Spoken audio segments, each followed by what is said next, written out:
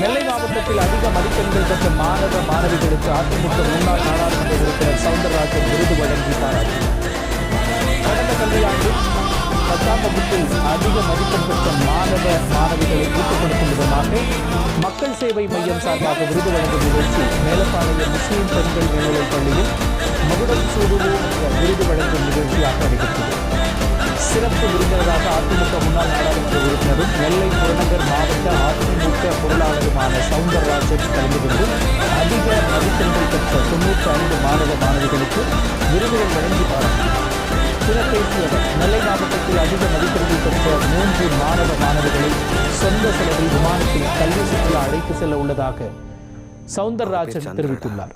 இந்த விருது நிகழ்ச்சியில் மக்கள் சேவை மைய தலைவர் ஐயப்பன், செயலாளர் சங்கரலிங்கம், பள்ளி தலைமை ஆசிரியை கதீஜா பானு, ஆசிரியர் பொன்னுசாமி, செயலாளர் சையது பரக்கத்துல் அனாம், நிர்வாகி குத்புதீன் ஐபக் மற்றும் மாணவர்களின் பெற்றோர், மாணவர்கள் என ஏராளமானோர் கலந்து கொண்டனர்.